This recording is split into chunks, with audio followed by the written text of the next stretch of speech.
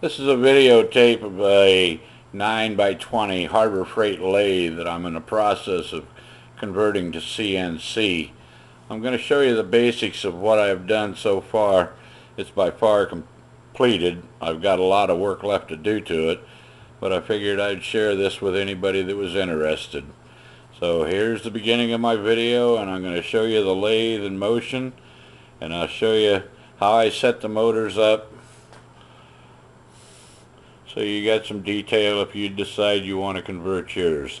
This lathe, I'm using a program that's free off the internet. It's called Machine 3, and it seems to be doing a very good job for me.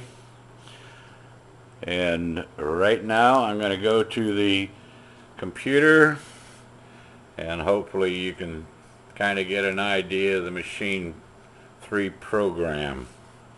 So I'm going to go over here, and I'm going to start a little program that I've used. Click on cycle start, and we'll go back over here to the lathe, and we'll watch the lathe in motion.